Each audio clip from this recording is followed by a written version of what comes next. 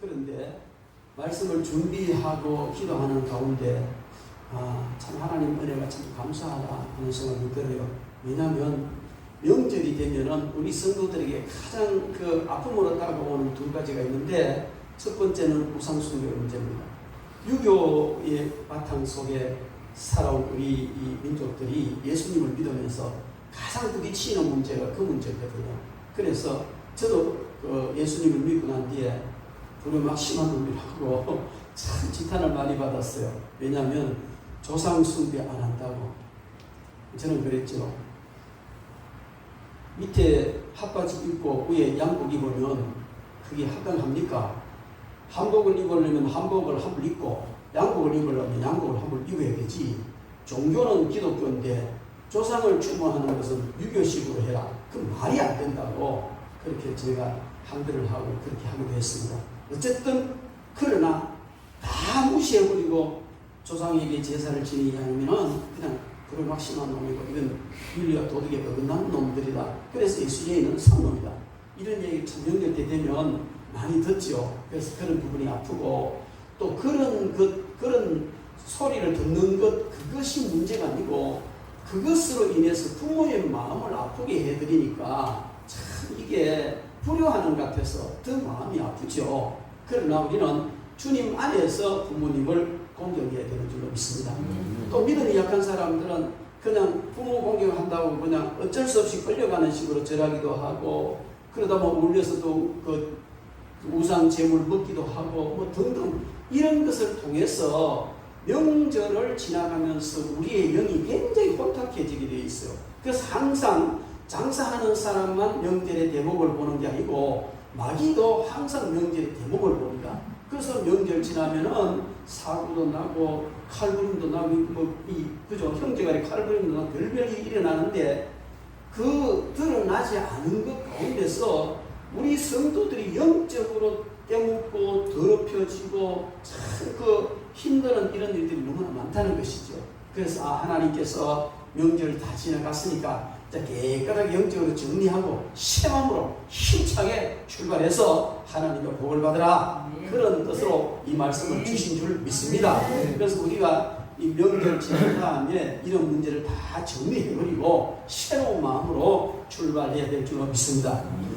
욥기 1장 5절에 보면은 욥은 늘 그 자녀들이, 그 많은 자녀들이 늘 생일 때마다 잔치를 했는데, 욥기 1장 5절에 보면 그들이 차례대로 잔치를 끝내면 욥이 그들을 불러다가 성결하게 하되 아침에 일어나서 그들의 명수대로 번제를 드렸으니 이는 욥이 말하기를 혹시 내 아들들이 죄를 범하여 마음으로 하나님을 욕되게 하였을까 함이라, 이렇게 말했습니다.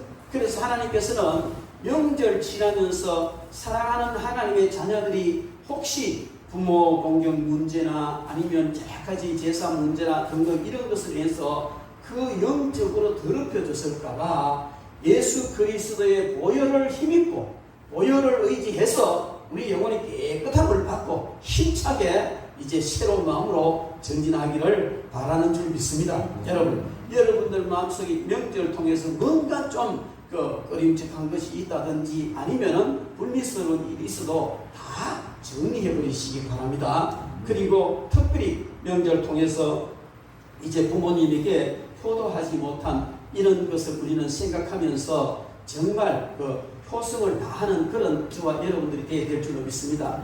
여러분, 우리가 너무나 잘 아는 대로 하나님께서 이 5번째 계명, 내 부모를 공경하라는 이 계명을 주신 것은 부모를 공경하라는 이 직접적인 명령이기도 하지만은 그 의미를 우리가 살펴볼 때에 가정의 질서를 세우라는 그런 의미가 있습니다. 그리고 가정을 안정시켜서 하나님께서 가정에서부터 시작되는 모든 복을 받아 누리라 하는 이런 의미가 있는 줄 믿습니다.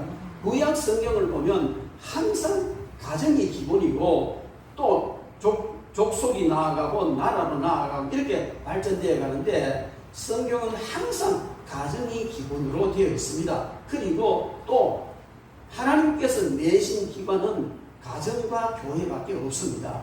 모든 세상의 많은 기관들은 다 사람이 만들었지만은 하나님은 처음 가정을 만드셨고 예수님께서 오셔서 가정과 똑같은 교회를 만드셨는데 영적으로 이것이 연결되는 줄 믿습니다. 그래서 이 가정이 기본이고 성도의 기본이고 교회의 기본이고 하나님께서 복 주시는 가장 기본인데 사탄은 연결을 통해서 이 가정을 공격하고 부모와 자식 간에 형제 간에 문제가 일어나게 만드는데 우리는 결코 그런데 노출되지 말아야 될 줄로 믿습니다. 그래서 우리는 오늘 이 성경 본문 말씀을 통해서 내 부모를 공경하라 하십니다. 이런 제목으로 하나님의 말씀을 듣도록 하겠습니다. 여러분, 이 오늘 신명기 5장 16절 말씀은 어떻게 해서 주어졌느냐면 이스라엘 백성들이 애굽에서 나와서 가나안으로 향하여 갈 때에 시내 산에 도달했을 때 하나님께서는 그 앞으로 이 민족, 그러니까 이스라엘 나라가 지금 그 민족이 애굽의 고센 땅에서 형성되었습니다. 장정만 60만 대군 형성되어졌고, 그 다음에 지금 국토를 향하여 하나님이 약속하신 국토를 향하여 가나안 땅과 국토를 향하여 갑니다. 그런데 민족도 있고 국토도 있지만 그 나라를 통치할 법이 있어야 되거든. 그래서 나라가 형성되려면 국토가 있어야 되고 국민이 있어야 되고 법이 있어야 되는 것이죠. 그래서 하나님께서는 이제 가나안이라는 국토를 주시기 전에 먼저 시내산에서 이들이 앞으로 하나님을 섬기며 하나님의 백성으로 살아갈 법을 주셨어요. 그것이 바로 하나님께 주신 이 말씀인데 그 법의 모든 핵심이 뭐냐면 십계명입니다. 하나님께서 모세에게 십계명을 주시면서 돌판 둘을 따듬어서 오느라 돌판 둘을 하나님 따듬어 주셨는데 모세가 우상 숭배하는 백성들을 던져 깨버리고 난 뒤에 이제 네가 따듬어 해서 2개 따듬어 올라갔어요. 그럴 때 그 두 돌판에다가 십계명을 하나님 신이 새겨 주셨어요. 그래서 왜 돌판이 2개냐? 대부분의 성경학자들은 우리가 10계명을 보면 1계명부터 4계명까지는 하나님께 대한 계명입니다. 그리고 5계명부터 10계명까지는 사람에게 대한 계명이에요. 그래서 돌판 2개에 새겼다 이렇게 보고요. 사람에게 대한 계명 중에 가장 첫 번째가 내 부모를 공경하라 이 말씀입니다. 이것은 무엇을 의미해 주느냐면 사람에게 주어진 많은 법들, 규례들, 이 모든 것의 기본이 바로 부모 공경이라는 거예요. 부모 공경에서부터 시작되어지고 부모를 공경을 잘 하는 데서부터 모든 윤리와 도덕과 모든 법이 진행되어질 것이라는 것을 상징적으로 보여주신 것이다. 그렇게 볼 수가 있습니다. 그와 마찬가지로 대인 계명, 즉 사람에게 주어진 계명 가운데 가장 첫 번째가 내 부모를 공경하라 이렇게 말씀하셨어요. 이것은 하나님께서 10계명을 주실 때에 1계명, 2계명, 3계명, 주께서 10계명까지 주셨는데 그 10가지 계명을 자세히 살펴보면 중요도 순으로 나열하셨다 이렇게 볼 수가 있어요. 제1계명부터 4계명까지도 하나님께 대한 계명도 중요한 순으로고 또 5계명부터 10계명까지 사람끼리에 대한 계명도 중요한 것부터 이렇게 쭉 나열하셨다 이렇게 볼 수가 있어요. 성격상. 그런데 사람 간에 주어지는 계명 가운데 가장 중요한 것이 바로 부모를 공경하는 것이다. 그런 의미가 여기에 있습니다. 그래서 우리가 정말 부모 공경하는 것은 가장 중요한 법인데 여러분 살인하지 말라 하나님이 계명을 주셨어요. 그런데 살인을 하면 중죄입니다. 간음하지 말라 했는데 간음하면 중죄인이 돼요. 도둑질하지 말라 했는데 도둑질하면 중죄인이 되는 겁니다. 뿐만 아니고 거짓 증거하지 말라 했는데 거짓 증거하면 이것도 중죄인이 되고 내 이웃을 탐내지 말라 했는데 탐심을 부려서 모든 죄의 근원을 만들어가면 그것도 죄로 갈 수밖에 없는 것이 되는 겁니다. 이렇게 하나님께서 주신 사람끼리의 계명 이것을 어기면 중죄인이 되는데 그 모든 사람 간에서 어기지 말아야 될 많은 계명 가운데 가장 첫 번째 계명이 내 부모를 공경하라 이 말입니다. 그러면은 여러분 이 하나님이 주신 원리에 의하여서 우리가 5번째 계명을 생각해 보면 무슨 말이 됩니까? 부모를 공경하라 했는데 하지 않으면 중죄입니다.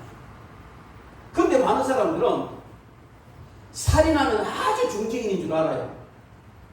간음하면 중죄인 줄 알고 도둑질하면 중죄인 이렇게 다 중죄인 줄 아는데 불효한 것은 전혀 중개인 같이 생각도 안 해요. 인식도 안 한다는 거예요. 이것은 우리가 하나님의 계명에 대해서 얼마나 잘못 이해하고 있느냐 하는 것을 다시 한번 깨달아야 될 줄 믿습니다. 그래서 우리는 살인하면 중개인이고, 간음하면 중개인이고, 도둑질하면 중개인이고, 거짓증하면 중개인이고, 이웃의 것을 탐내면 중개인인 것보다 더 중한 죄인이 부모에게 효도하지 않는 것이다. 할렐루야. 믿으시면 아멘 하십시오. 맞습니다. 그래서 우리는 이 5계명 내 부모를 공경하라는 이 계명에 대해서 정말 진지하게 한번 다시 재조명을 해야 될 줄 믿습니다. 여러분, 우리는 이 두 가지가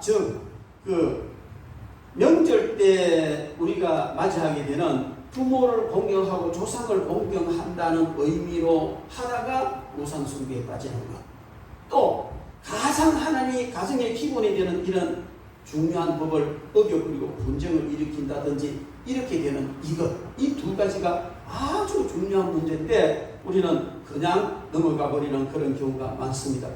부모를 공경하라. 이것은 정말 부모를 거역하면 아주 중죄인이 되는데 제가 이걸 하도 예수쟁이 부러막 심한 놈이고 산 놈이라고 하도 회사하고 제가 성경을 많이 찾아봤습니다. 물론 그전에도 지금 성경을 읽하지만 옛날에 그래서 내가 정말 부러막 심한 놈이고 산 놈인가 싶어서 성경을 쫙 찾아보니까요. 성경만큼 효도를 강조하는 그런 책이 없어요. 우리는 흔히 유교 공자가 효를 주장하고 많이 강조한다는데 공자가 말하는 효도는 아무것도 아니에요. 성경이 말하는 효도는 너무나 강합니다. 출애굽 21장 15절에 보면 자기 아비나 어미를 치는 자는 반드시 죽이기. 부모 폭행하면 죽여버리라고 그랬어요. 공자는요 이렇게 강하게 말하지 않습니다. 뿐만 아니고 출애굽 21장 17절에 보면 17절에 그 아비나 어미를 저주하는 자는 반드시 죽일지요. 여러분 살인한 자를 향하여 우리가 저거는 같이 죽어야 된다. 같이 그냥 사형시켜야 된다. 이렇게 이야기하잖아요. 중죄인이기 때문에 그런 거예요. 그런데 그것보다 더 중죄인이 부모를 공경하지 않는 불효한 자다. 그러면 죽여야 되는 거예요. 그런데 아비나 어미를 치는 것은 분명한 불효의 징표고 아비나 어미를 저주하는 건 분명한 불효의 징표이기 때문에 하나님이 쳐 죽여버리라고 했습니다. 뿐만 아니고 레위기 20장 9절에 보면 무릇 그 아비나 어미를 저주하는 자는 반드시 죽일지 그가 그 아비나 어미를 저주하였은즉 그 피가 자기에게 돌아. 그러니까 아비나 어미를 저주하는 자는 사람 돌로 쳐 죽여도 돌로 쳐 죽인 사람이 저주를 안 받는다는 그 저주는 본인에게 돌아간다는 것이지요. 신명기 21장 18절부터 21절에 보면 사람에게 완악하고 패역한 아들이 있어 그 아비의 말이나 그 어미의 말을 순종하지 아니하고 그 부모가 징책하여도 듣지 아니하거든 그 성읍의 모든 사람들이 그를 돌로 쳐 죽일지니 이같이 내가 너희 중에 악을 지하라. 여러분 부모를 저주하기나 구타를 했기 때문에 죽이라는 것이 아니고 아들이 완악해서 부모가 계속 권면하고 말하고 그렇게 해도 끝까지 말 안 들으면 이제 성문에서 재판이 벌어지는 거예요. 그때 성문에 재판을 해서 그게 확실하면 돌로 쳐 죽여버리라는 겁니다. 그래서 너희 가운데서 악을 제거하라 이렇게 말했어요. 여러분 어디에 어떤 종교가 부모 말을 거역하는 것이 공적으로 재판석상에서 증명되었으면 돌로 쳐 죽이라는 게 어디가 있습니까? 이것은 우리 기독교가 성경이 그만큼 효를 강조하는 것이고 철저히 효도를 하라는 아주 강한 명령이 여기에 있습니다. 그래서 보이는 부모님을 잘 섬기지 못하고 순종하지 못하고 공경하지 못한다면 보이지 않는 우리 영적 부모님 하나님도 바로 섬길 수가 없다는 겁니다. 여러분 그렇습니다. 불효하면서도 하나님 잘 섬긴다. 그 다 새빨간 거짓말이에요. 잘 섬기는 척 할 뿐이죠. 우리가 잘 아는 대로 요한일서 4장 20절에 보면 누구든지 하나님을 사랑하노라 하고 그 형제를 미워하면 이는 거짓말하는 자니 보는 바 그 형제를 사랑하지 아니하는 자가 보지 못하는 바 하나님을 사랑할 수 없느니라. 이 말을 부모 공경에도 그대로 대입시킬 수가 있습니다. 보이는 부모님 하나님을 대신하는 그 부모님을 공경하지 않는 자가 보이지 않는 하나님을 공경하지 않는다는 겁니다. 그래서 여러분 주의를 살펴보십시오. 부모에게 불효한 자는 그 사람이 하나님 잘 섬긴다는 것은 거짓말이에요. 물론 외형적으로 하나님을 잘 섬기는 척하고 그렇게 보일 수는 있겠지만 하나님은 그걸 인정하지 않으신다는 겁니다. 먼저 부모님을 잘 섬기고 그 다음에 하나님을 섬기는 것이 합당한 것이고 하나님이 인정하는 것이다. 그렇게 말합니다. 그래서 신앙생활을 잘하는 성도라면 반드시 효도하는 사람이어야 됩니다. 그리고 효도하는 가정을 이루어야 합니다. 그래서 하나님 앞에 인정받는 좋은 신앙을 가지고 살고 싶으면 가장 먼저 효도부터 해라. 하나님은 그것을 말씀하십니다. 그래서 우리는 명절 통해서 혹시 조금이라도 부모 형제 간에 불미스러운 일이 있었으면 이거 바로 회개해야 돼요. 그리고 정리해야 돼요. 화해하고 잘못했습니다. 내가 순간 열쇠가 잘못했습니다 하고 화해하고 정말 아름다운 이런 관계를 만들어 가야 될 줄 믿습니다. 1계명에서부터 4계명까지 잘 지키는 성도라면 그 다음에 내 부모를 공경하라는 제 5계명도 잘 지켜야 됩니다. 또 잘 지키게 될 줄로 믿습니다. 제 6계명부터 10계명까지 잘 지키는 그런 생활을 하고 또 사회적으로 상당히 인정을 받는다 할지라도 5계명, 즉 부모를 공경하라는 이 계명을 지키지 않으면 그 사람은 효도하는 사람 아닐 뿐만 아니고 바른 신앙생활을 하는 사람이라고 볼 수가 없다는 것입니다. 그래서 우리는 특별히 이 하나님께서 이 5계명을 중요하게 말씀하신 것은 여러분 가정이 무너지고 이 효사상이 무너져 버리면 다 무너지는 겁니다. 그게 다 모든 게 기초이기 때문에 그게 무너져 버리면 다 무너지는 거예요.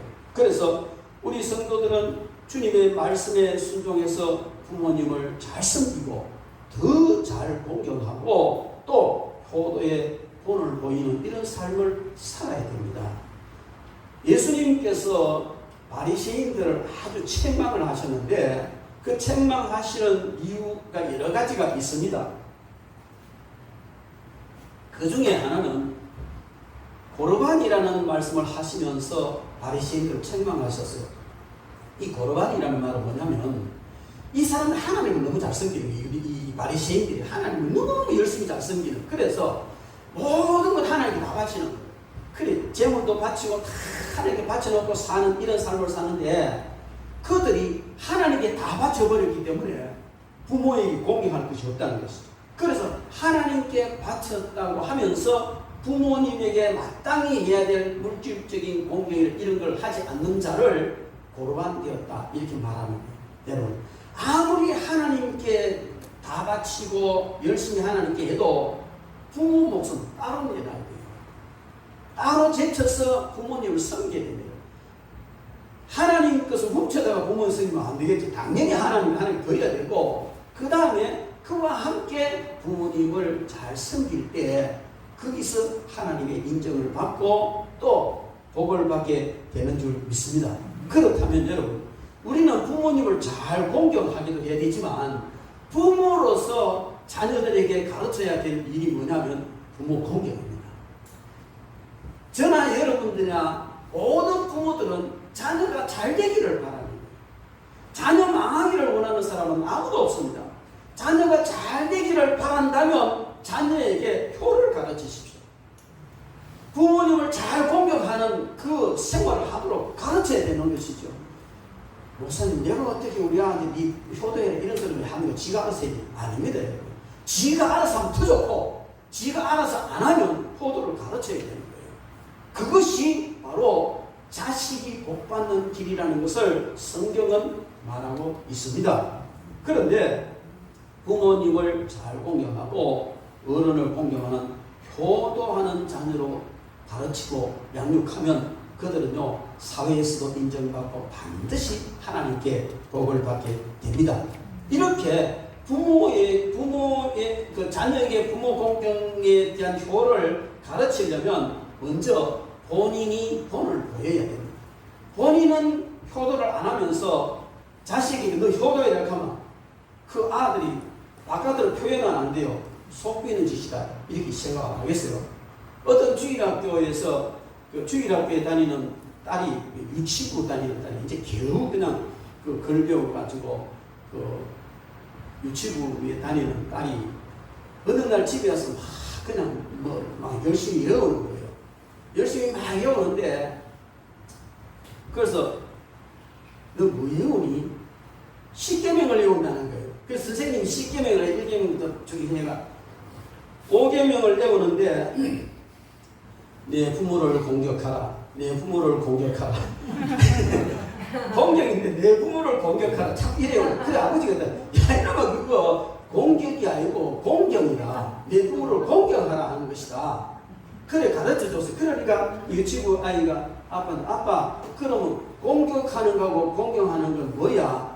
그래 아빠 공격하는 거는 부모에게 대들고 맞거나 부모에게 나쁜 소리 하는 것이고 공경하는 건 부모님 말씀 잘 듣고 이렇게 잘 받드는 것이다. 이렇게 가르쳐주니까 그럼 아빠는 왜 할머니를 공경 안 하고 공격해? 그랬다는 거예요. 여러분 이거는 뭔 이야기냐면 자녀에 대한 교육은 본으로 보이는 것입니다. 부모에게 잘할 때 저렇게 하는구나 이렇게 그대로 따라하는 거예요. 우리 고래장 이야기 많이 하잖아. 그죠? 이와 같이 정말 그 자식이 잘 되기를 바라면 자녀에게 효를 가르치면 하나님이 그에 복을 주십니다. 그 효를 가르치는 것은 내가 본을 보여주면서 가르치는 것이다 하는 것을 우리는 알 수가 있습니다. 오늘 우리가 읽은 이 신명기 5장 16절의 제5계명 이 5계명의 내용이 뭐냐? 내용은 너는 내 하나님 여호와께서 명령한 대로 내 부모를 공경하라. 그리하면 내 하나님 여호와가 내게 준 땅에서 내 생명이 길고 복을 누리리라. 이 내용입니다. 여기에 우리는 너는 내 하나님 여호와께서 명령한 대로 부모를 공경하라. 그렇게 말하고 있습니다. 이것은요 다른 모든 계명에는 그냥 살인하지 말라, 간음하지 말라도 이렇게 되는데 특별히 5계명에는 내 하나님 여호와께서 명령한 대로 이렇게 아주 강조했어요. 이것은 철저한 명령이다. 10계명 전부 다가 하나님의 명령이지만 5계명은 더 강한 하나님의 명령이다. 이것을 말해주는 줄 믿습니다. 내 하나님 여호와께서 명령하셨다. 이 말은 부모 공경은 하나님이 선포하신 법이고 하나님이 명령하신 명령입니다. 그래서 5계명을 어기면 여지없이 범법자가 되는 거예요. 하나님 명령을 거역하는 자가 되는 겁니다. 하나님께서 주시는 사명을 거역하는 것도 죄지만 성령께서 주시는 감동을 거스르는 것도 아주 큰 죄인데 하나님이 직접 내리신 명령을 거스른다는 것은 아주 중죄인이 된다는 것을 말해주고 있습니다. 출애굽기 20장 12절을 보면 내 부모를 공경하라. 그러면 너희 하나님 나 여호와가 내게 준 땅에서 내 생명이 길리라. 이렇게 말씀하고 있습니다. 뿐만 아니고 신명기 27장 16절을 보면 오늘 본 말씀에 신명기 27장 16절에도 그 부모를 긍휼히 여기는 경홀히 여기는 자는 저주를 받을 것이라 할 것이요 온 백성은 아멘 할 것이요. 이 뭐냐면은 예발산과 거리심 산에 백성들을 모아놓고 축복과 저주를 선포할 때 이렇게 하라고 지시를 했어요. 잠언 1장 8절에 내 아들아 내 아비의 교훈을 들으며 내 어미의 법을 떠나지 말라 말했고요. 잠언 6장 20절에는 내 아들아 내 아비의 명령을 지키며 내 어미의 법을 떠나지 말라 말했습니다. 잠언 23장 22절에는 너 낳은 아비에게 청종하고 내 늙은 어미를 경히 여기지 말라 그렇게 말씀했습니다. 여러분 잠언 23장 25절에는 내 부모를 즐겁게 하며 너를 낳은 어미를 기쁘게 하라 등등 성경에 보면요 이 제5계명 내 부모를 공경하라는 하나님 명령에는 너무나 많이 나와 있어요. 직접적으로 하신 명령도 있지만 간접적으로 그렇게 뜻을 따라서 부모 공경하라는 이런 내용도 너무나 많이 있습니다. 그래서 우리는 하나님의 명령이기 때문에 명령을 따라서 부모 공경을 해야 되는 겁니다. 뿐만 아니고 오늘 이 내 부모 이 말은요 다른 어떤 사람보다 가장 소중한 분이 부모님이세요. 우리가 이 세상에 딱 태어나서 가장 처음 만난 사람이 부모님이잖아요.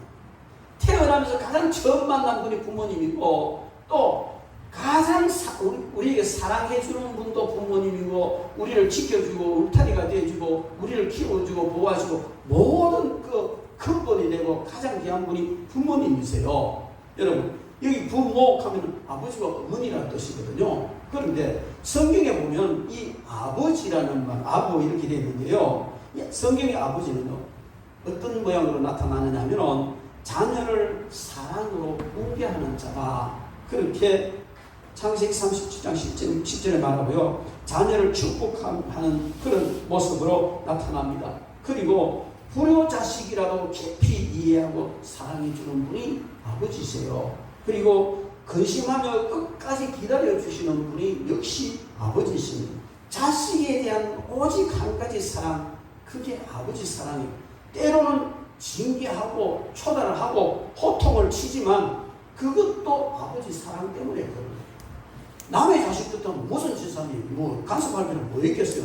그런데 이는 자기를 채찍질하고 꾸짖고 초단하는 부모의 그 간절하고 사랑하는 그 애절한 마음을 바로 이해하지 못하면 반항아가 되는 거예요.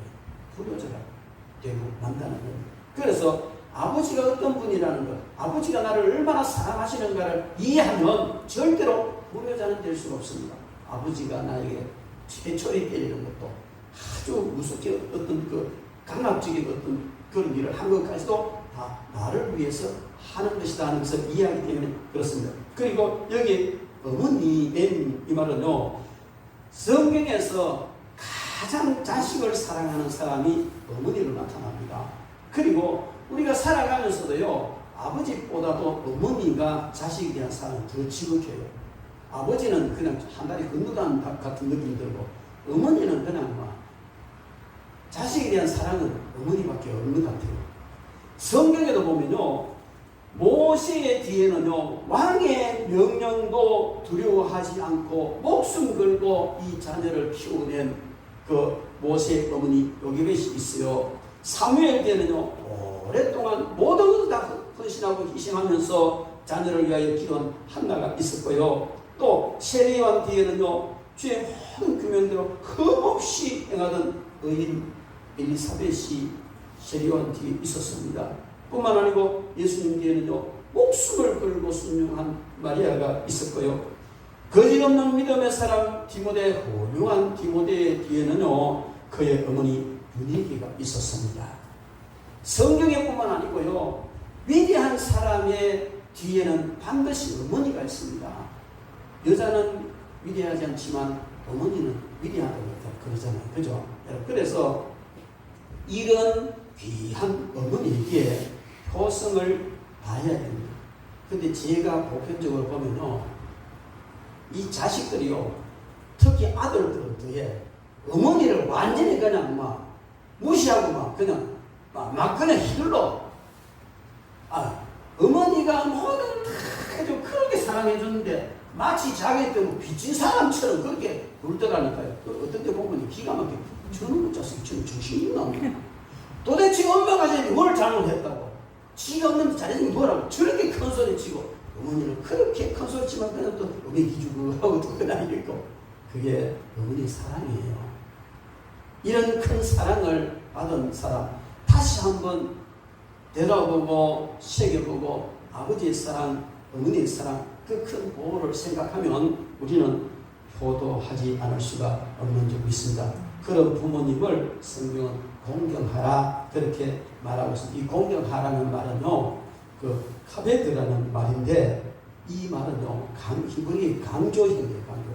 강조형인데 이것은 무겁다, 존귀하다는 뜻인데, 이건요 아주 강조하면서 가볍게 여기지 마라, 중히 여겨라.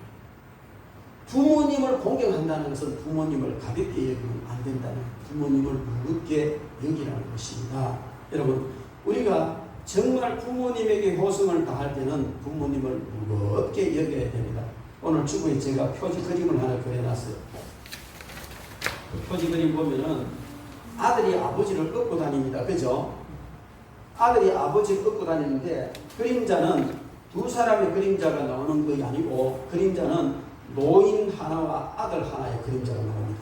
그죠? 이 효라는 한문은 그 늙을 노자 밑에 아들 자자가 있는 거예요. 그리고 이거를요 그림으로 풀이하면 아들이 아버지 업고 다니는 거예요. 네. 공경한다는 말은 늘 업고 다닌다는 거예요. 우리가 가끔 그런 얘기 하잖아요. 아주 그냥 귀한 일을 하고 마음에 속 들면 아이고 내가 업어줘야 되겠다. 그러잖아요. 그죠? 업어줘야 되겠다. 내가 업어줄게. 업어준다는 말은 그냥 한번 업어준다는 게 아니고 그만큼 중하게 여겨준다는 말이거든요.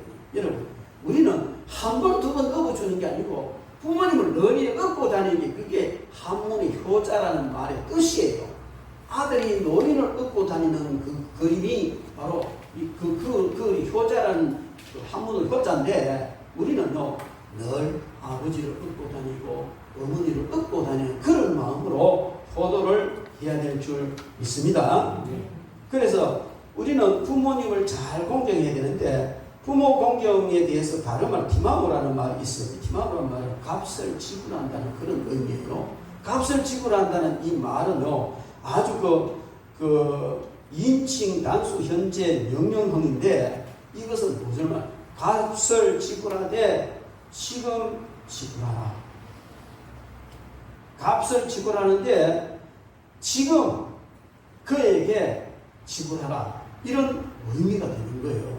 그래서 우리는 부모님에게 값을 지불하는 이것이 바로 효도인데 값을 지불할 여건이 되든지 안 되든지 지금 마음으로 물질로 영혼으로 값을 지불하라는 것입니다.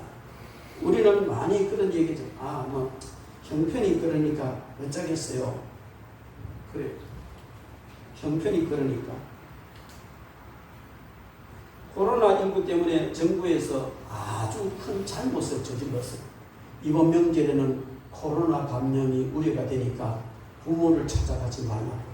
이런 솔상시간 성놈 같은 정부가 세상에 걸렸어요.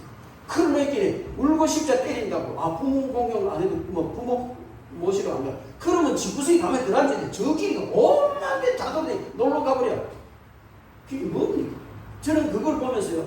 참 이놈의 정부가 참 못해도 한두 가지가 아니고 이런 명절에 부모님 찾아가 인사드리고 그 아름다운 걸 해야 되는데 코로나 때문에 가지 마라. 그러면 막 울고 싶자 때린다고 막 안 가버리고. 그러면 안 가면 집에 있으면 또 다행이지 뭐. 집에 있습니까? 전부 가가 그냥 이 대합실에 공항에 유원지에 심지어 이런 어떤 그 유원지 이런 데는 펜션이 그냥 일찍 예약이 동나버리고. 여러분 이건 아니잖아요. 이건 아니고요. 여러분 부모님을 찾아 인사하되 꼭 와서 드십시오. 인사만 하고 바로 오십시오. 음식 나눌 때도 조심하시고 이렇게 좀 이야기해서는 얼마나 좋겠느냐. 여러분 형편과 처지가 어떠하든지 지금 즉시 계속해서 부모님을 공격하라는 것이 그 말의 뜻이에요. 그 다음에 은혜롭게 대해라는 겁니다. 너는 지금 부모님에게 은혜롭게 대우하라. 여러분 너의 상태가 어떠하든지 거기 영향받지 말고 부모님을 대할 때는 항상 은혜롭게 지금 그렇게 대해라. 존경해라. 너의 부모님의 상태가 존경을 받을 상태든지 아니든지 존경해라. 그런 말입니다. 여러분 부모님을 가볍게 여기지 마라. 지금 가볍게 여기지 마라. 그 말입니다. 여러분 부모님이 많이 배웠든지 아니면 유명한 사람이든지 아니든지 그게 중요한 게 아니죠. 또 부모님이 존경받을 짓을 하든지 안 하든지 그것과 상관없이 부모님을 공경하라는 겁니다. 자식이 불효하는 데는 이유가 있어요. 우리 아버지는 이래서 우리 어머니 이래서 내가 좀 싫어한다. 아주 나쁜 놈이요. 그런 이유를 대자면요. 부모가 자식을 싫어하면 얘를 수십 배 더 싫어요. 저놈은 인간은 이래서 저놈보다는 자식 취급도 안 하는다. 그렇게 하면 자식이 훨씬 나쁘더만 더 인정을 받는다니까요.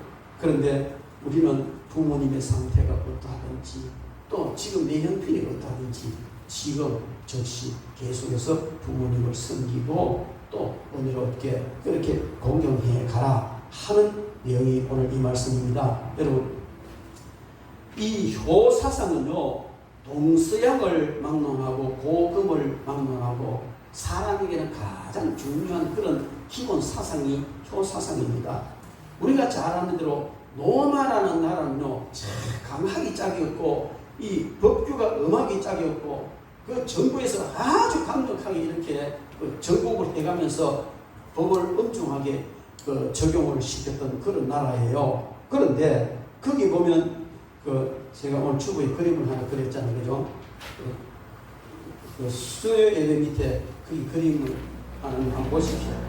얼른 보면 이게 무슨 여자가 그냥 젖가슴을 훌렁 내놓고 남자가 여자 젖가슴을 빨고 있는데 좀 에로틱한 이상한 그림처럼 보여지잖아. 그죠?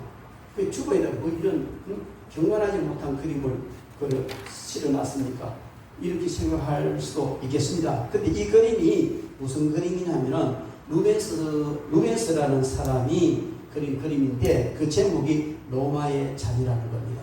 로마의 잔이. 근데 원제는 뭐냐면 시몬과 페레라는 그림이에요. 이 그림은 루벤스가 당시 로마의 역사학자 발레리우스 막시무스라는 사람이 글을 썼는데 거기 보면 로마에서 기념할 만한 그런 업적과 기록들을 쭉 써놓은 게 있어요.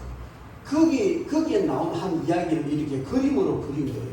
그림으로 그렸는데 작품 속에 있는 두 이 남녀는 여인은 딸이고 노인은 아버지예요. 그런데 이 아버지가 바로 시몬이라는 사람이고 딸은 페레라는 사람인데 이 아버지가 죄를 지었어요. 그래서 정부로부터 홀랑 뺏겨가지고 그냥 팬티만 걸쳐는 모르지만 그 그림도 뜻이 있습니다. 까만 옷 걸친 거 빨간 옷 입으면 의미가 있는데 그런 설명 놔놓고 그냥 아주 그냥 혹독하게 굶겨 죽이는 형벌을 내린 거예요. 이 시몬에게. 그런데 페레가 아버지 면회를 가는데 피골이 상접하고 굶어 죽고 가고 있는 그 아버지가 너무너무 안타깝고 정말 마음이 아파서 들어가서 자기 젖을 내놓고 아버지 젖을 먹이는. 그래서 아버지가 회생이 되는 겁니다. 그림을 자세히 보면 그 창문에서 간수들이 들여다보는 그런 거 있어요. 그렇게 강직했던 로마가 이 사실을 알고 시몬을 석방시켜줬다는 이야기예요. 그걸 그림으로 명합니다. 여러분, 이 한 이야기는 얼마나 참 우리의 마음을 울리는 그런 얘기입니까? 우리는 부모에게 공경을 하는데 정말 어떤 일이든지 부모님을 잘 공경을 해야 되는 겁니다. 부모님께 순종하라 이렇게 말하고 있어요. 골로새서 3장 20절에 보면 자녀들아 모든 일에 부모에게 순종하라. 이는 주 안에서 기쁘게 하는 것이다. 부모 공경에는요 무엇보다도 중요한 게 순종이 부모의 말에 순종하는 겁니다. 내 뜻과 틀려도 이해가 되지 않아도 부모에게 순종해야 되는 겁니다. 왜냐하면 부모는 자식이 잘못되게 가르치지 않습니다.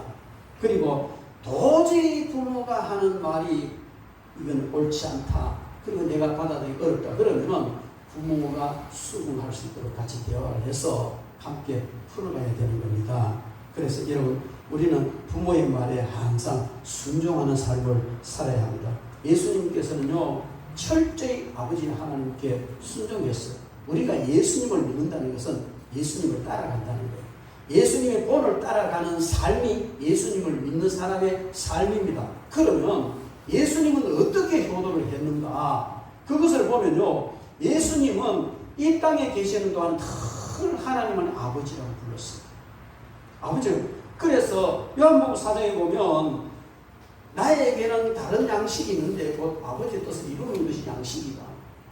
거기 이 사마리아 수가성 우물가에 앉아 계시면서도 복음을 전하시던 그 예수님에게 제자들이 먹을 것을 구해 와가지고 잡수십시오 그랬을 때 내게는 너희가 알지 못하는 양식이 있다. 내 아버지 뜻을 행하는 것이다. 그만큼 철저히 효도를 다하셨던 분이 예수님이십니다. 수많은 고난도 온전히 감당하시면서 철저히 아버지 하나님께 순종하셨고요. 하나님 아버지의 명령이라면 하나도 어긴 것이 없이 다 지켜 행하였나이다. 그렇게 말씀하셨어요. 그리고 우리가 잘 아는 대로 겟세마네 동산에서 땀방울이 핏방울같이 떨어지는 그런 애절한 기도를 하면서 이것만은 내가 감당하기 어렵습니다. 왜? 온 인류의 죄를 다 뒤집어 쓰고 십자가 사형틀에 처형당해야 되는 이것, 십자가 사형틀에서 처형당하는 이게 두려운 게 아니고요. 온 인류의 죄를 다 뒤집어 쓰니까 죄덩어리가 돼서 하나님께 완전히 버림당하는 이것이 너무 두려워요. 그래서 나요 할 수만 있으면 이 잔이 내게서 떠나가게 해주십시오. 그러면서도 나의 은대로 마옵시고 아버지 뜻대로 하시옵소서. 여러분, 이게 예수님의 호예요. 뿐만 아니고요, 예수님께서 마지막 십자가에 달려 있을 때에 마리아가 그 아래 앉아 있습니다. 사랑하는 제자 요한도 거기 있습니다. 그때에 자신의 육체의 고통과 그 처절한 아픔 아랑곳하지 않고 그 어머니를 제자 요한에게 부탁하잖아요. 여자여 보소서 당신이 우리는 전 처음인데 예수님이 효성을 다한다 하더만 엄마한테 무슨 여자여 하노. 여러분, 근데 그 여자여라는 말이 가장 기부인을 칭할 때 부르는 그런 명칭. 아마 그래도 그렇지 아마 기부인을 부르는 명칭이라도 어머니까지 왜 여자여. 그건 뭐냐면 그 순간은 마리아가 예수님이 잉태해서 예수님을 낳았지만은 그도 역시 예수님의 구속의 십자가의 공로로 말미암아 제사함을 받아야 될 피조물이고 죄인이라는 것이죠. 분명하게 나는 당신의 구세주고 메시아다. 당신은 가장 여인 중에 가장 존귀한 자다. 그러면서 제자에게 어머니라고 부탁하잖아요. 여러분, 그 한순간 예수님이 행하신 모든 걸 보면 너무 효성스러운 거예요. 그렇다면 여러분, 우리는 그 예수님을 따라가면서 사는 것이 신앙생활이라면 예수님처럼 포도해야 될 줄로 믿습니다.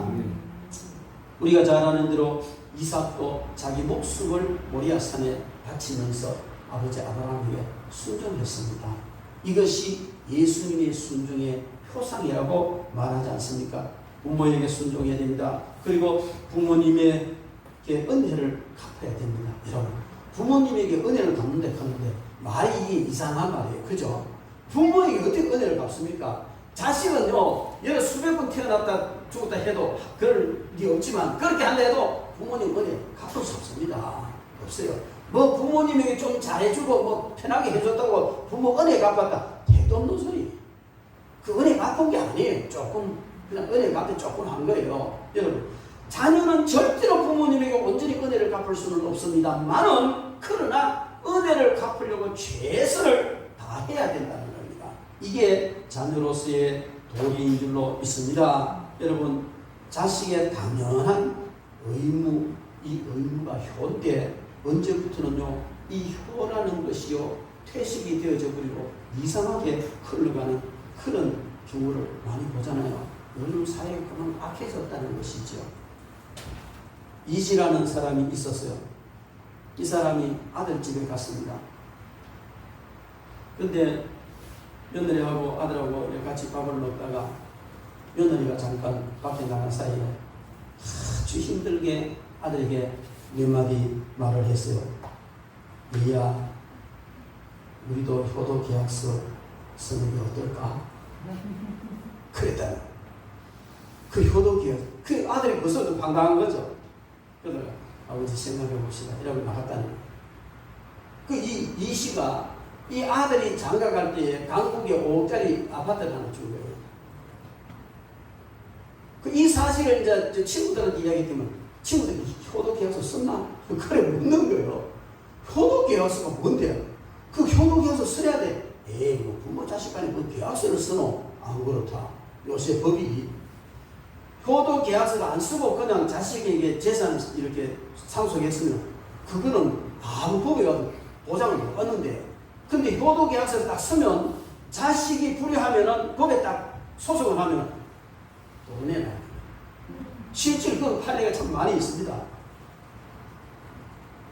부모 자식 간에 계약서를 쓰고, 예를 들어서 그 어떤 사람이 그 계약서를 효도 계약서를 썼는데 70대 아버지가 아들에게 그 이제 재산을 물려주면서 한 집에서 같이 사는 걸로 조건을 하고, 물론 효도 계약서는 조건이 다 들어간대 또. 그래 이제 했는데 이 아들이 그걸 실행을 안 하는 거예요. 그래서 법원에 막 고소를 했는데 법원에서 어떤 판결을 내렸냐면은 효도 계약 불이행으로 아들은 부모에게 재산을 다 돌려주기로 판결이 났다는 거죠. 그래서 요즘은요, 그 중산층에서는 뭐 은행에 자산 관리 해주잖아요. 자산 관리하고 나이 많은 사람 돈 관리 은행에 해준대요. 그런데 효도 계약서에 대해서 문의하는 사람이 참 많다는 거예요. 그 상담도 해주고 변호사들이 이렇게 뭐 그 조언도 해주고 그렇게 한다는데 세상이 어쩌다가 이렇게 되는지 그죠? 참 답답하죠. 어떤 거지 부자가 동네를 다니면서 이렇게 구글을 하고 다니는데 조그만 고개를 넘어서 이렇게 가다 보니까 저 동네에서 불이 난 거예요. 아주 부잣집에 그냥 기아집에 불이 막 나 탔어요. 그래서 동네 가까이 가면서 저 집 부잣집인데 할 때마다 동양도 많이 주고 작산 부잣집인데 아유 아까워라 불이 나버렸네. 그러니까 그 아버지 그러니까 아들이다가 아버지 우리는 불날 집이 없어서 좋지요 그죠? 그러니까 아버지가 막 이게 다 네 애기 덕인 줄 알아. 효도 계약서 쓸 것까지도 없으면 뭐 말할 것도 없죠. 그 애기 덕은 아니겠죠 그죠? 어쨌든 우리는 시대가 이렇게 강팍해졌다는 겁니다. 왜 효도 계약서를 쓸까? 왜 써야 될까? 우리 여성도들이 많이 새겨들어야 될 것 같아요. 아들이 효도가 싶어도요, 며느리가 돌아가지고 막 대충 하고 말자 이런 경우 너무 많아요. 그래서 아들은 효도하고 싶은데 아무도 한 달이 건넌 며느리가 이제 그런 짓을 하니까 계약서도 쓰는 것 같아요. 며느리시들, 여러분 며느리시들 효도 계약서를 안 쓰도록 그렇게 하시기 바랍니다. 예. 어쨌든요 시대가 이렇게 바뀌어져 갑니다. 참 참담한 일이라고 볼 수밖에 없는데요. 이럴 때 우리는 정말 하나님을 믿는 사람이잖아요. 다 내려놓고 하나님 말씀 앞에서 5계명 앞에서 우리 자신과 내가 지금까지 해온 것과 모든 것을 한번 살펴봐야 됩니다. 친정에는 몰라도 시가집을 더 신경 쓰세요. 그리고 또 친부모는 몰라도 처갓집에는 더 신경 쓰셔야 되는 거예요. 그게 바로 효도예요. 김영석 교수가 이런 말을 했어요. 인생을 말하는 에세이집에서 늦었다고 하는 때가 가장 빠른 때다. 인생은 플레이 어게인 할 수는 없지만 늦었다고 생각하면 그때 다시 시작하는 그것이 바로 인생 게임을 플레이 어게인 하는 것이다. 이렇게 말했습니다. 여러분 그런데요 어떤 사람은 그렇게 말합니다. 늦었다고 생각하는 때가 가장 빠른 때이지만 효도에 있어서는 늦었다고 생각하는 그때는 이미 늦어버린 때다. 인생살이는 늦었다고 생각하면 다시 시작할 수 있고 새로 시작해 볼 수 있지만은 효도하다가 늦었구나 싶고 그게 정말로 늦어버리면 다시 길이 없다는 거예요. 그래서 우리는 효도에 대해서 늦었네. 그러면 할 기회가 없다는 거예요. 그래서 사람은 그러잖아요. 바람이 잠잠하고 싶어도 나뭇가지가 잠잠하고 싶어도 바람이 가만두지 않고 부모에게 효도하고 싶은데 부모가 세상을 떠나가 버린다 그러잖아요. 그러니까 늦었다고 생각하기 전에 효도를 하셔야 돼요. 근데 어떤 사람이 이렇게 말했어요. 효도는 3단계 효도를 해야 된다. 1단계, 2단계, 3단계 효도 실천이 있는데 1단계는 부모님의 마음을 편안하게 해드리는 것이 1단계라는 효도. 2단계는 뭐냐? 부모님의 마음을 즐겁게 해주는 게 2단계라는 것입니다.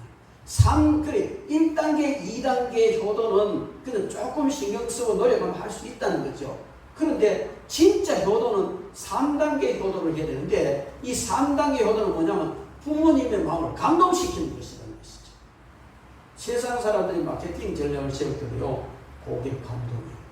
요새는 고객 졸도라고 하거든요.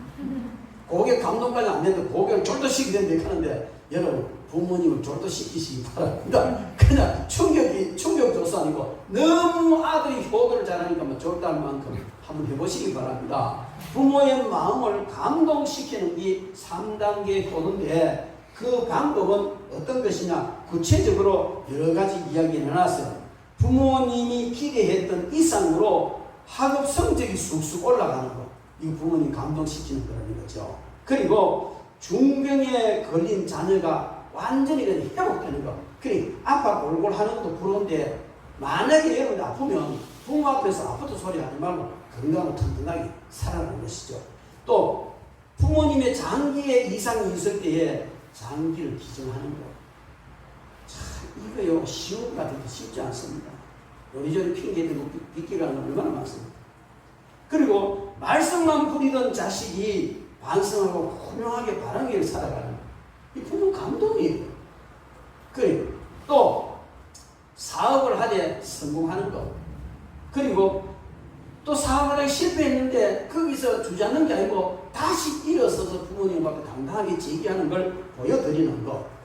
국가고시에 계속 시험 치다 계속 떨어지기만 하는 것이 딱 달라붙는 것. 그리고 부모님 그 장기간 병환일 때에 그냥 묵묵하게 잘 간호하는 것. 부모님이 기대했던 이상의 어떤 성적이 올라가는 것. 좋은 배우자를 만나서 행복하게 사는 것. 부모님 친구들과 이웃한테 참 당신 아들 효자다 이런 소리를 부모님이 듣게 하는 것 등등 이런 게 그 외에도 많이 있겠죠. 그런데 3단계 효도에 대해서 왜 말씀을 드리냐면요, 이 3단계 효도는 부모에게 효도하는 것인데 결국은 자기의 복이다. 자기의 복이 전부 다 여기에 그 나쁜 놈이 착한 놈 되는 거, 사업 실패하다가 성공하는 거, 사업 잘 돼가는 거 전부 다 보면 부모가 감동하고 기뻐하면 내 아들이 내 딸이 효도하는구나 하고 느끼는 그 모든 일들은요, 결국 부모에게 좋은 것도 자신에게 좋은 것도 자신. 이게 부모의 마음이라는 거예요. 그래서 아마 성경에 부모를 공경하면 네가 장수 잘 된다 이렇게 말한 것 같아요. 그 부모님한테 효도하려고 애를 쓰다 보면 스스로가 아름답고 참 복된 사람으로 바뀐다는 것이죠. 부모 공경은 계명에 있는 첫 계명이다. 복이 약속된 첫 계명이다. 여러분, 부모 공경은 바로 약속이 있는 첫 계명인데 내 생명이 길고 복을 누리게 된다. 이렇게 약속했습니다. 그런데 여기요, 히브리 원문에 보면은 그리하면이라는 말이 2번이 들어가 있어요. 이것을 직역하면요, 그리하면 너의 생명이 길게 될 것이고 또 그리하면 내가 복을 누리게 될 것이다. 부모 공경하면 장수의 복과 또 이 세상에서 복을 누리는 것을 반드시 주신다는 것을 강조한 말씀이라 이렇게 볼 수가 있습니다. 여러분, 우리는 부모에게 효도하면 반드시 장수합니다. 근데 목사님 안 그렇던데요. 호성스러운 놈이 일찍 죽는 경우도 있던데요. 그런 경우 있습니다. 그것은 2가지 의미라고 봐요. 첫 번째, 아무리 부모 공경을 잘해도 우리는 자연인입니다. 자기의 생명과 자기 건강을 돌보지 않고 혹사한다든지 그냥 건강 무시하고 설치면 아무리 부모 공경을 해도 생명이 단축될 수밖에 없어요. 그러니 우리가 내 몸 관리를 해야 되는 것이고, 2번째로는요, 부모 공경을 잘하고 자기 관리도 잘하는데 왜 그러면 장수하지 못하느냐. 이런 사람들은 하나님 뜻이 있어요. 하나님께서는 성경에 말씀하신 걸 기계적으로 이렇게 이루어주시는 것이 아니고 유기적으로 가장 좋은 것을, 우리에게 가장 좋은 것을 주시는 거예요. 근데 이 사람이 부모 공경을 잘해서 장수해야 되는데 하나님께서 그보다 더 좋은 것을 주시고 나시면 장수보다 다른 걸 주시는 겁니다. 이런 경우가 참으로 많아요. 특히 우리가 가야 될 천국은 너무너무 좋은 거예요. 제가 태국에 있을 때요, 어떤 권사님이 이상하게 그냥 중퇴받았어요. 영적, 육적, 영적에서 중퇴받아서 응급실에 갔습니다. 저는 병원에 가면 항상 기도를 어떻게 하느냐면, 보통 사람 같으면 모르는 상당히 중증이다 싶으면 하나님 데려가십니까? 치료하십니까? 이런 거예요. 그리고 데려가신다 그러면은 믿음 좀 잘하세요. 12주 때 뭔가 하세요. 뭐 이런 식으로 간접적으로 권면을 하죠. 근데 그 치료해 주신다 하면 믿음으로 기도하고 선포합니다. 거의 회복이 돼요.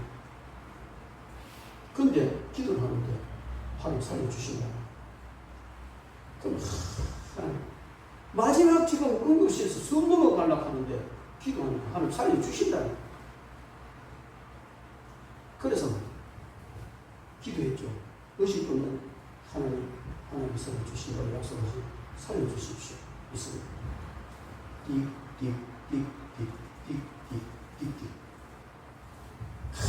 이렇게 기도하는데 보니까 띠딕 이러는 거예요. 아, 하나님 살려주시는 거예요. 어떨 것 기도했죠. 뭔가 변화가 일어나는 것 같은 거예요.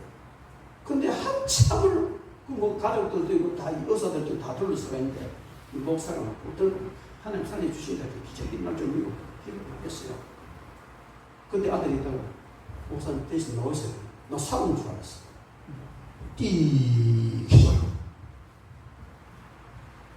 자, 한가 다리가 후들후들 떨리는 게요. 주차장까지 걸어가지 못하겠다. 그 많은 사람한테였어. 이게 뭐 하는 짓이냐. 내가 망신당하기 중요한 게 아니고 분명히 하는 사람이 주신 거거든요. 이게 무슨 짓이냐. 무슨 일이냐.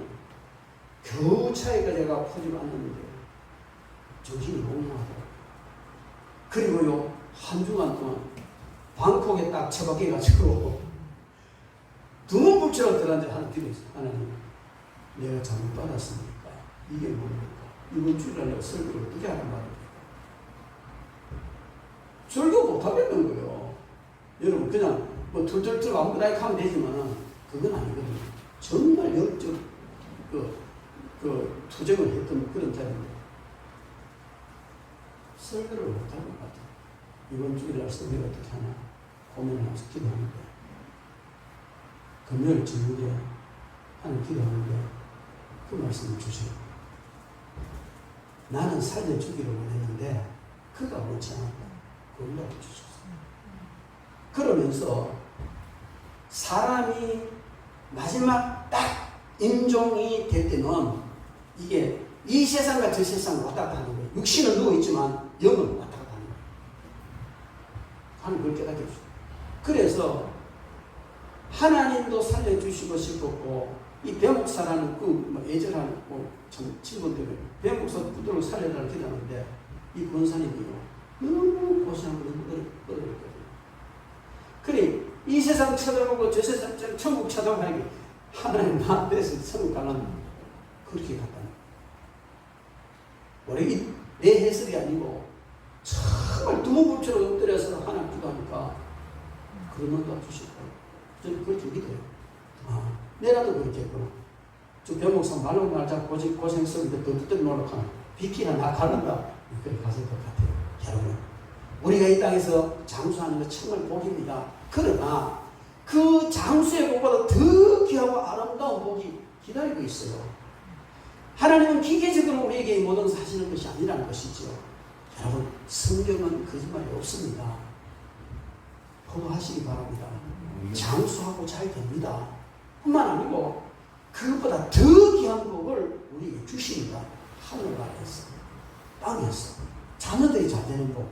그래서 여러분 우리는 이번 명절 지나가면서 여러 가지 많은 일들이 있었을 줄 압니다만 그러나 이 말씀 앞에서 하나님께서 이 말씀을 주신 이유는 뭔가 모르게 우리가 정말 가정에 대해서 정리해야 될 부분이 있고 안정시켜야 될 부분이 있고 부모와 형제와 가족에 있어서 정말 안정시켜야 될 것이고 우리 영적으로 해결되고 맑은 영, 깊은 영성으로 만들어가야 될 그런 그 일이 있으리라 저는 그렇게 생각합니다.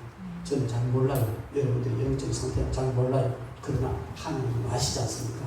하나님 앞에 기도하시면서 정말 다 깨끗하게 정리하시고 정말 이제부터는 부모에게 효성을 다하고 하나님으로부터 놀라운 은혜와 복을 받아 누리고 여러분들의 자녀들이 정말 또 효성을 다함으로 큰 복을 누리는 이런 역사가 일어나기를 주님 이름으로 축원합니다. 기도하겠습니다.